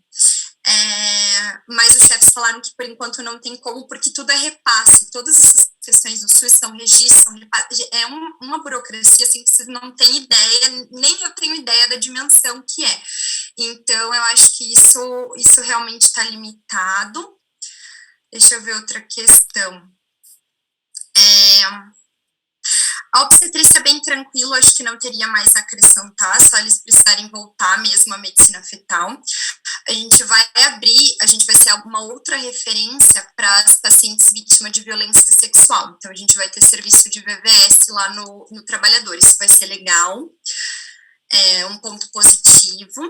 Assim, o que eu vejo de complicado, a gente tem muito chefe disposto a abrir ambulatório de colposcopia, até de fazer a gineco geral. E a parte de onco, quem gosta de onco, eu acho que o hospital mais completo para a parte de onco talvez seja o evangélico e a Santa Casa, porque a maioria dos preceptores do evangélico tem esse viés para onco, então você consegue ver bastante coisa. Mas eu não diria que a gente é tão limitado, porque o pessoal supre com a passagem no Erasto e no Graça, se supre bem, assim, dá para sair com uma boa noção. Então, acho que não daria para dizer tão limitado. E nem a parte da gineco-endócrino, que a gente tem a possibilidade de passar no HC, né? Os chefes, assim, eles pensaram nas coisas para não deixar nenhum buraco, sabe? Então, eu acho que a residência está bem equilibrada. Mas se fosse para pensar em melhorias do HT, isso que eu falei, talvez fossem coisas que, se o governo colaborasse, a gente poderia melhorar o serviço. Mais alguma coisa, gente? Acho que era isso, Mari. Muito obrigada por aceitar o convite de vir falar aqui com a gente. Está sendo muito importante esse momento, ainda mais porque acredito que muita gente tenha muitas dúvidas sobre, né, os programas de residência. Muito obrigada. Imagina, gente. Então, estou à disposição, se podem mandar mensagem, visitar o Hospital do Trabalhador quando quiserem, acompanhar lá, tá bom? Deu bem certinho o horário. Então, é isso, gente. Obrigadão mesmo, viu? Pela oportunidade. Foi ótimo. Beijão. Beijo, gente. Tchau, tchau. Tchau. Tchau.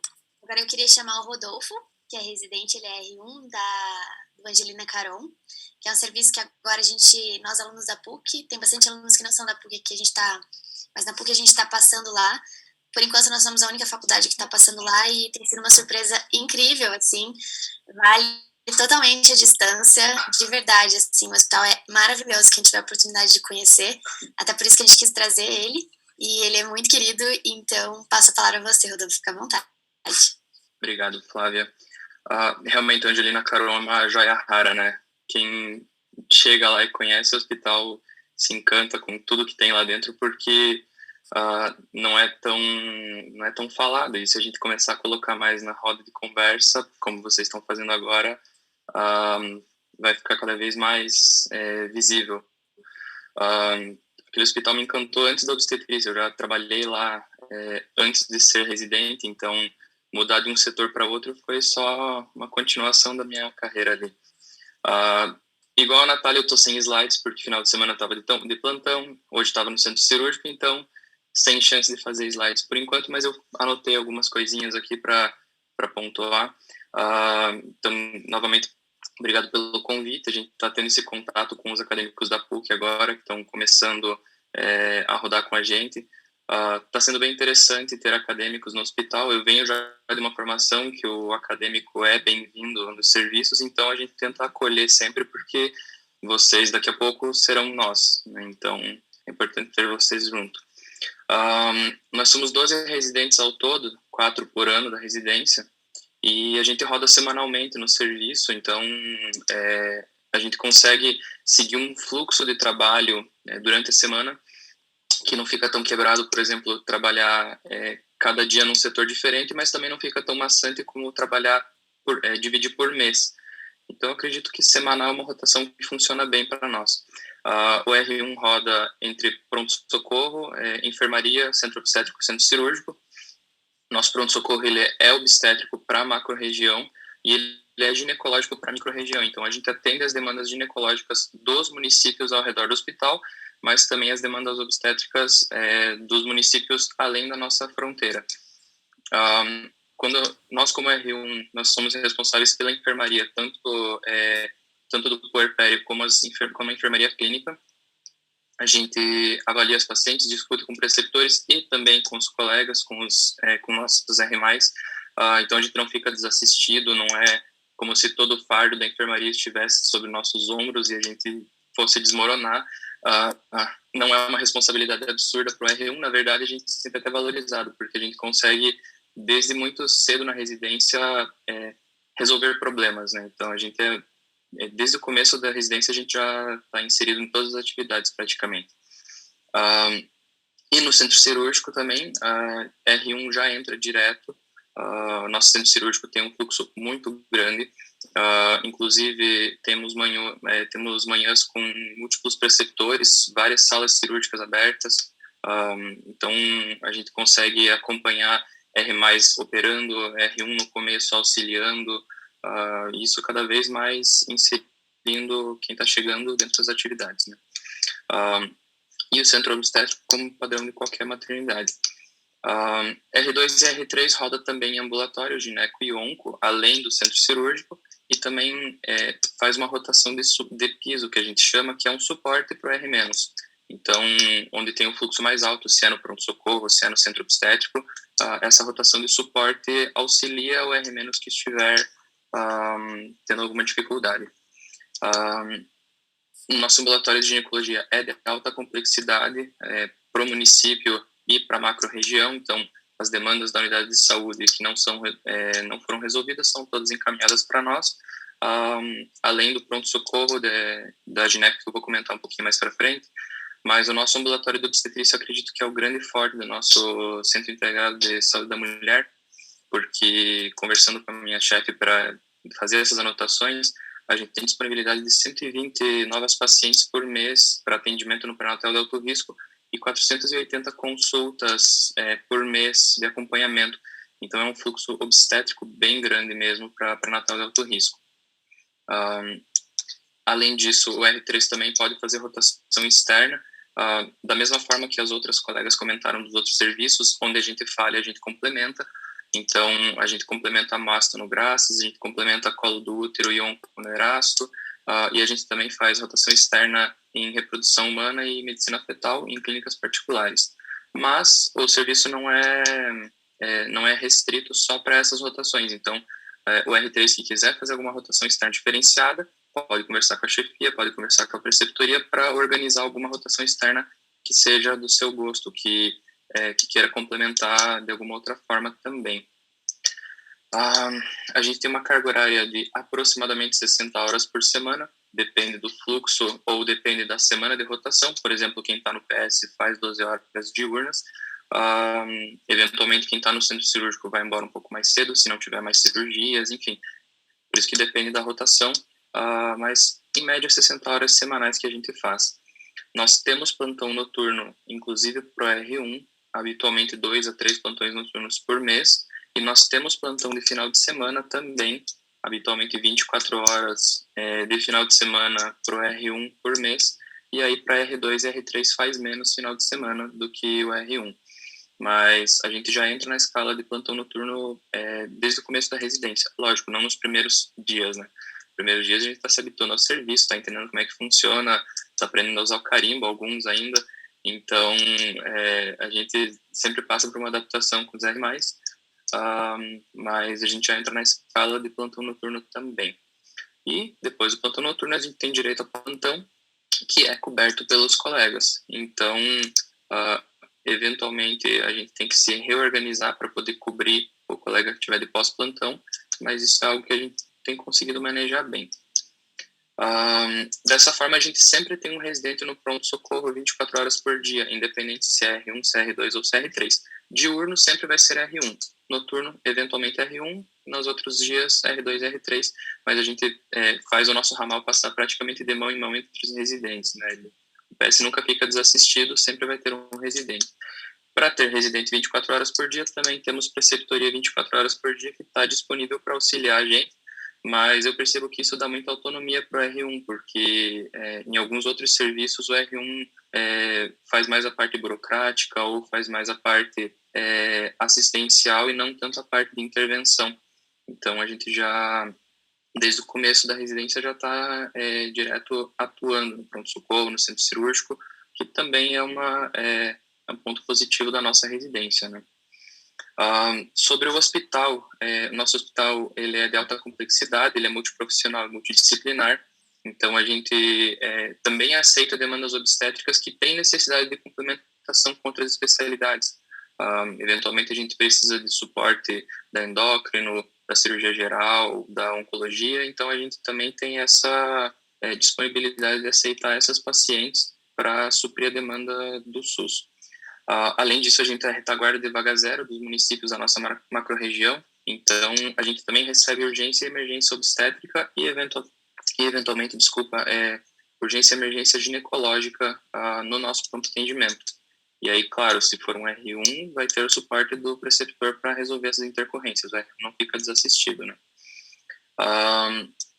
A gente tem também a questão do hospital, por ter alta complexidade, a gente aceita pacientes encaminhados de pré-natal de alto risco que dependam, por exemplo, de cirurgia pediátrica para o recém-nascido.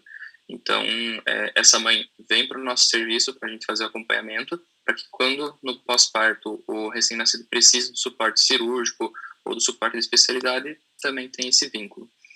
A gente tem a UTI neonatal no serviço, além da UTI pediátrica para um segmento subsequente, e temos a disponibilidade de UTI para a mãe, então caso a gente tenha alguma demanda mais importante, materna, algum caso mais grave, a gente consegue manejar sem necessariamente ter que encaminhar, então a gente pode acompanhar os casos mais graves também durante a residência. O hospital tem leito SUS, tem leito convênio e também tem leito particular, e o residente não fica afastado dessas pacientes. Então, a gente entende cada uma das realidades e atua nessas realidades. Com relação a aulas, nós temos aulas teóricas 2 vezes por semana, que os residentes que preparam, que os residentes que dão essas aulas, e eventualmente com complementação dos chefes quando necessário. Mas, além disso, a gente também agora começou a ter aulas com outras especialidades. A gente recebeu o convite da cirurgia oncológica para a gente participar das aulas deles sobre oncoginecologia. Então, está começando a ter cada vez mais essa relação entre as disciplinas. TCC é obrigatório no Carom. A gente precisa apresentar o TCC no final do 3º ano da residência. E com relação à pesquisa, é algo possível, mas não é obrigatório. Se for do interesse do residente, tem preceptor disponível para orientar o residente que queira fazer pesquisa. Talvez uma das necessidades no Carom é que a complementação teórica fica a cargo do residente. Então, é necessário manter rotina de estudo, é necessário fazer essa complementação teórica em casa, para complementar o que o preceptor ensina na prática com o estudo em casa.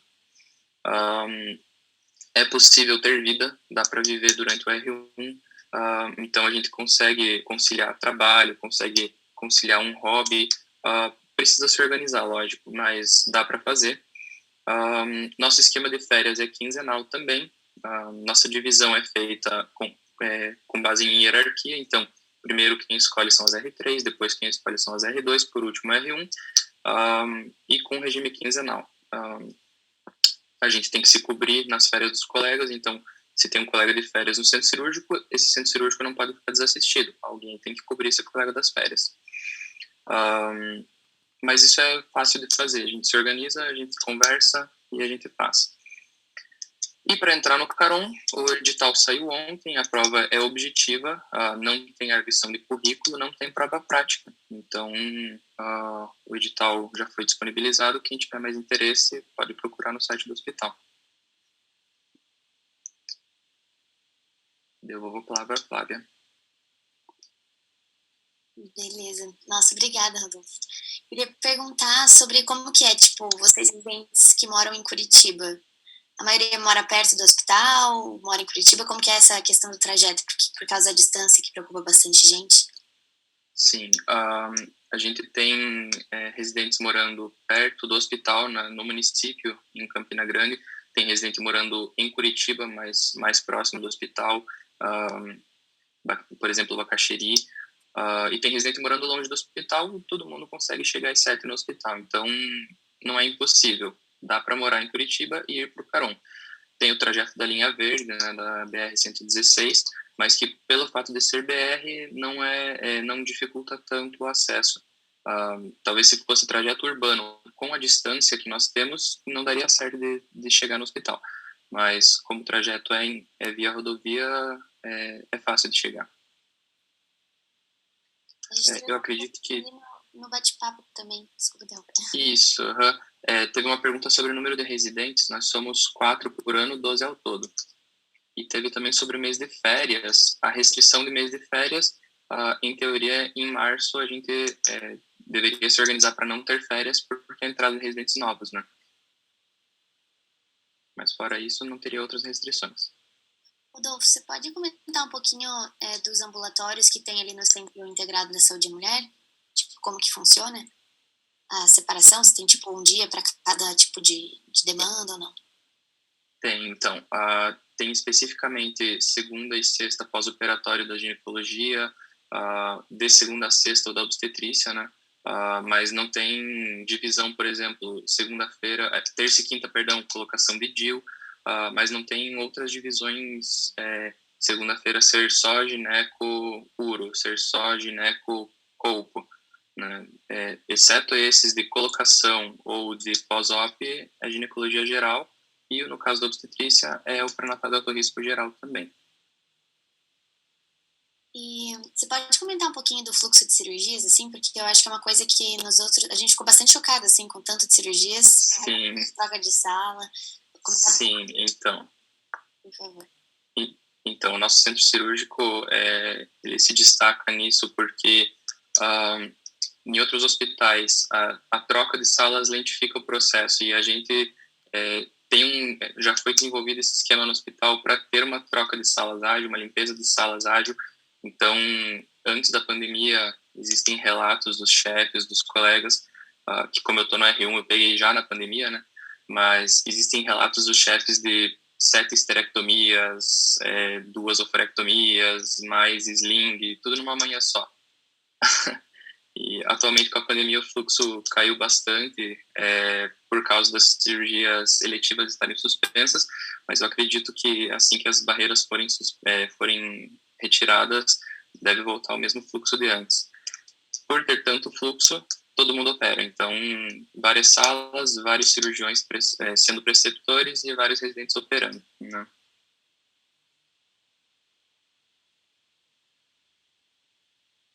Tinha tido mais alguma pergunta aqui? Deixa eu ver. Se a gente considera mais obstetrícia 50%.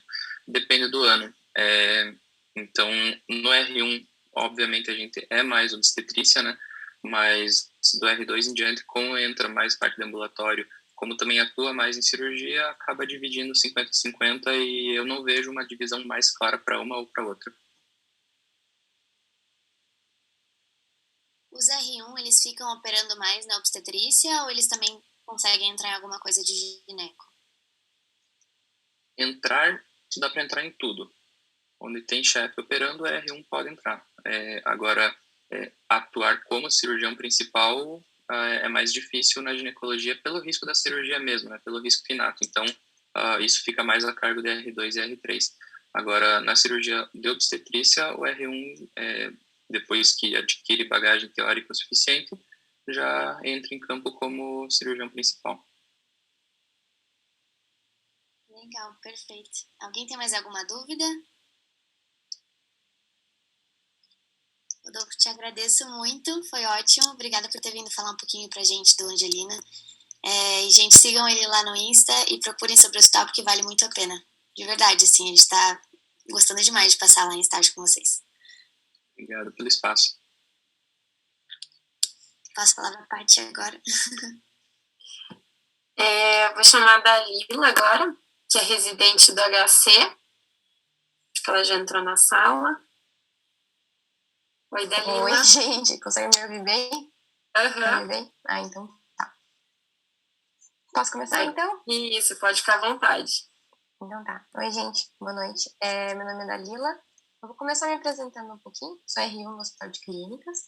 Sou de Joinville e me formei em Blumenau. Então, sou de fora. Passei aqui ano passado, né? Sou R1. Trabalhei um ano aqui em Curitiba. Não deu certo em 2019. Trabalhei um ano, daí passei no R1 agora em 2021. Então, a pandemia, acho que a maioria do pessoal comentou sobre isso, mudou bastante coisa na residência. Eu não sei direito como é que era antes, muitas coisas mudaram. Ali no HC, como R1, a gente passa mais na obstetrícia. Passa também na gineco, temos enfermaria gineco, tem ambulatórios que a gente passa na gineco também, mas a maior parte é obstetrícia. A rotina do R1, ela é um pouquinho mais pesada do que R2 e R3. Imagino que também seja nas outras residências dessa parte. A carga horária respeita 60 horas, às vezes acaba ficando um pouquinho a mais, um pouquinho a menos, dependendo de onde está passando, mas a gente passa principalmente no pré-natal, no CO, PA, tem bastante carga horária no PA, tem ambulatório de ginecologia geral, ambulatório de RH, que a gente divide em anticoncepção, infertilidade, também em climatério. A gente passa em alguns ambulatórios da Masto e... Vou pensar. Mais ou menos isso, assim, da obstetrícia. Daí o pré-natal é dividido em alguns dias. Por exemplo, segunda-feira a gente passa pelo pré-natal das diabéticas. Tem bastante diabética descompensada e tal. A gente aprende a lidar, passa junto com a equipe da endocrinologia também em conjunto. Então é bem importante essa parte do insulina independente, porque a gente aprende a lidar com essa parte. Aí na terça-feira de manhã a gente passa na medicina fetal. A gente acompanha o pessoal da cirurgia pediátrica, o pessoal da fetal também, então tem cirurgia fetal no hospital, esses dias teve caso de transfusão fetal, bem interessante, assim, e é aberto para acompanhar também, o residente que tiver interesse consegue acompanhar. Também na quarta-feira tem o pessoal da cardio, que acompanha junto, as hipertensas, com cardiopatias, a gente aprende bastante com eles. E na sexta-feira a gente tem o ambulatório da Infecto, que também passa a parte de toxoplasmose, a gente aprende a lidar com essa parte, e de tireoidopatias também. O R1 ele tem uma carga maior no PA, assim, praticamente todos os dias tem um R1 lá no PA. Começa a diminuir essa carga horária de PA conforme vão avançando os anos. E no CO a gente faz procedimento sim, então curetagem faz, cesárea de primigesta faz também, mas o nosso principal aprendizado é na parte dos partos mesmo. A gente acompanha bastante, que daí tem separado a região ali dos PPPs, que a gente chama de pré-parto, a gente acompanha mais essa parte, e daí mais para trás assim, tem o centro cirúrgico obstétrico, que acontece a cesárea, curetagem, e os tratamentos também, paciente sulfatando, às vezes induzindo, enfim. Devido à pandemia, muito do baixo risco foi para o HC. Então, antes a gente passava baixo risco na Victor e passava alto risco ali no HC. Conforme ocorreram essas mudanças, a maioria dos pacientes de baixo risco acaba indo ter o parto no HC, porque a Victor ficou mais para ambulatórios mesmo, no geral. Então, antes havia, se não me engano, 5 salas cirúrgicas que acabaram virando tratamento por causa dessa falta de leitos, assim. Então, às vezes, lota às vezes com frequência acaba lotando essa parte ali do CO. Em relação à parte de ginecologia, o R1 passa também. Tem um mês que a gente passa na enfermaria ginecológica, que são as pacientes com quadro ginecológico, sangramento uterino normal, massas anexiais que acabam internando para manejo, e interna na enfermaria do quinto andar, daí a gente passa nelas. Evolui, faz prescrição, avalia junto com o chefe, se tiver que fazer algum procedimento de urgência, a gente lida com isso, mas às vezes não está junto na cirurgia para acompanhar. Então, em relação assim à equipe lá, que trabalha junto, tem um chefe no CO sempre e 2 no PA. Aí nos plantões noturnos acaba sempre alternando assim, esses chefes. E a gente sempre está assistindo. Então, o primeiro, segundo mês ali do R1, a gente é mais perdido, assim. Alguns acabaram de sair da faculdade, alguns estão aprendendo ainda a lidar com essa parte. E o chefe sempre vai examinar junto, e a gente tem um suporte bem bom nessa parte. Além disso, acho que é importante comentar, uma das coisas que a gente pensa para residência não é só preciso passar, eu preciso saber onde eu estou passando. A equipe, como é a equipe? Como são os teus R+, como são a equipe de enfermagem, a equipe dos médicos em si. Eu sempre tive uma boa relação com todos, assim, sinceramente, nunca tive nenhum problema. Os R+, sempre ensinam, assim, super bem, os chefes são super bons, e você tem um respaldo ali muito bom também, sabe? Em relação ali ao R2, R3, eu dei uma perguntada assim pro pessoal, a gente passa em alguns ambulatórios a mais, como eu tô no R1 eu ainda não passei, mas tem ambulatório de endócrino puberal, ambulatórios de cirurgia daí oncopelve e pelve benigno também, cirurgia por vídeo, ambulatório de mastro tem bastante também, ambulatório de dor crônica, endometriose, os DRH a gente tinha comentado. Daí no R2 a gente passa na enfermaria gestantes que acabam internando, pielonefrite, enfim, restrito, que acabam internando, a gente passa nelas daí somente no R2. Tem ambulatório também de urogineco, cirurgias de urogineco, de sexualidade, esses estão fechados, então não tenho certeza quando vão reabrir. E tem um plano de abrir ambulatório de saúde transexual também, mas ainda sem previsão. Então, em relação às aulas, a gente tem aula cada 15 dias de segunda-feira, algumas terça-feira também, e quarta, alternando com quinta, também tem aula. Tá? Tem aulas que os chefes dão suporte, então a gente prepara a aula, o R1, R2, R3 prepara a aula, e o chefe vai dando aquela complementada, assim. Sempre tem uma rotina, assim, sempre tem um roteiro deles junto. A gente acaba passando só pelo HC e pela maternidade Vitor Ferreira do Amaral. E em relação às férias, as férias a gente passa mensal, daí sempre vai ter um R3 no letivo e 3 daí de férias. Então, a gente já tem uma escala para cobertura em relação a essa parte. Em relação às cirurgias ginecológicas, está tendo, porém em menor volume. As cirurgias eletivas foram canceladas, então a gente acabou tendo mais cirurgia da onco. As cirurgias de urgência, assim, que precisava, a gente acaba operando no centro cirúrgico. Então, quando é mais urgência, assim, acaba indo para o CO. Geralmente é no centro cirúrgico, planejado e tudo mais. O volume bem menor do que era antes. Então, agora, não tenho certeza em números, assim, quanto que a gente opera. Mas todo dia tem alguma cirurgia planejada. Acaba sendo cancelada daí devido à falta de vaga de UTI ou algum outro problema do paciente no dia. TCC é obrigatório apresentar no R3. E uma outra parte da escala também do R3 que tem a gente passa no ultrassom. Então, passa com medicina fetal, passa com ecografista, tudo certinho ali durante o mês. A gente roda por mês, é cansativo, assim, a gente fica na mesma escala por mês. Mas a gente pega o jeito também da coisa. E não é um mês, assim, só no CO. tem essa escala de só no CO, mas a gente acaba alternando também para não fazer sempre uma escala por mês só num lugar só. Então, tem escala que a gente acaba passando um dia no PA, outro dia no CO, outro dia no pré-natal, por exemplo. Então, tem mais essa parte, assim. Em relação a pesquisas, parte acadêmica, assim, o HC é super bom para isso, então vai muito do interesse do acadêmico, e tem muito, do acadêmico, desculpa, do residente, e vai muito do chefe também. Tem muitos chefes ali que são professores, então eles gostam muito dessa parte acadêmica, e para conseguir pesquisa é bem tranquilo também ter esse acompanhamento, assim, dependendo do chefe que te acompanha.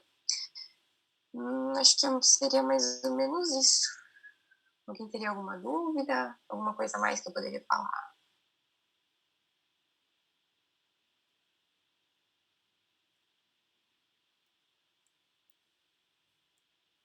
Perguntaram. Isso, Opa.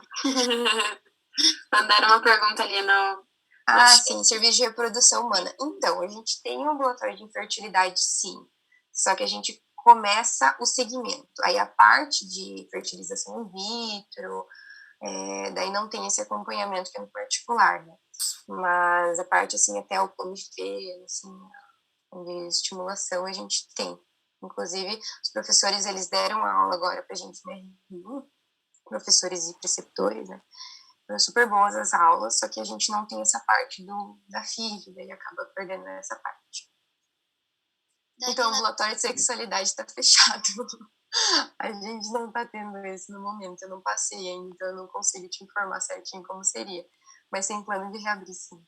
É que a gente perdeu bastante essa parte de ambulatório devido à pandemia, então estão voltando agora. A gente começou a ter o de gineco geral, anticoncepção agora nesse momento, sabe? Dalila, como que ficou o ambu da Infanto?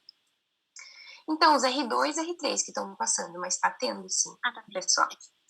Tá tendo. A gente na R1 que acaba não passando. Na R1 a gente passa mais no de anticoncepção e fertilidade, que agora tá fechado, e no gineco geral. Então, mais esses ambulatórios assim, que a gente passa, fora os da cirurgia da mastro.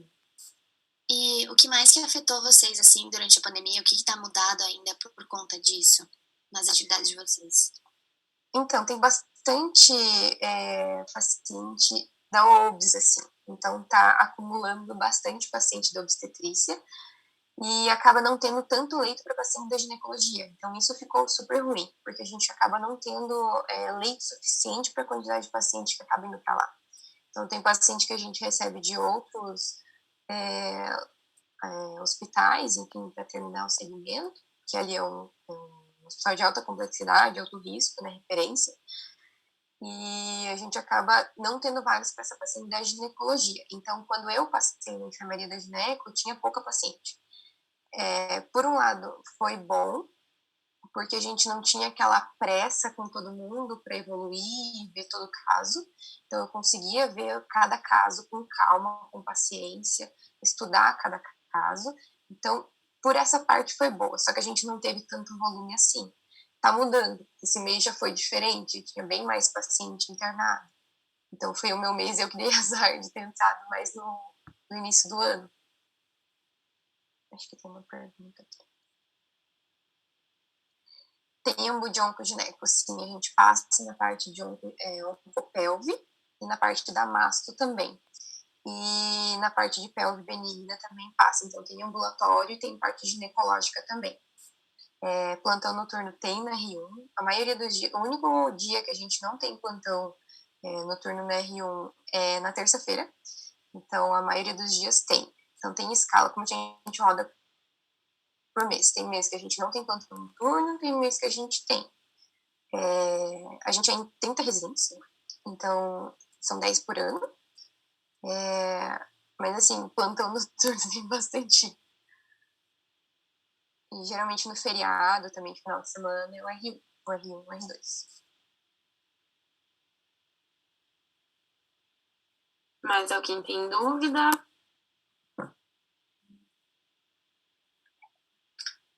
Acho que era isso, então, Dalila. Muito obrigada por aceitar vir conversar com a gente.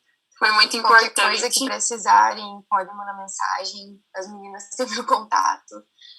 se quiserem visitar o hospital também. No momento a gente está em reforma ali no PA, né? Então tá meio dividido, meio bagunçadinho até ajeitarem as coisas ali. Mas se o que precisarem, se precisarem passar por ali para conhecer como é que funciona o serviço, conhecerem alguns chefes também, que bem à vontade.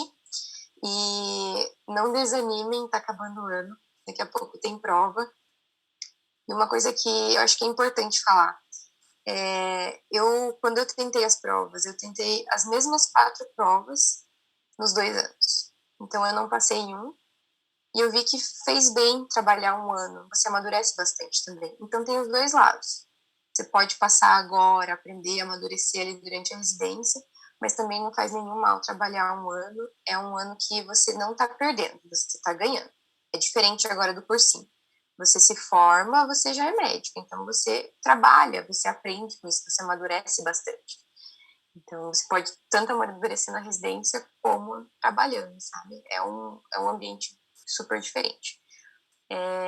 Outro ponto importante também que eu anotei para falar, mesmo da residência, mesmo trabalhando, sem estar na residência, tenha uma coisa fora da parte médica.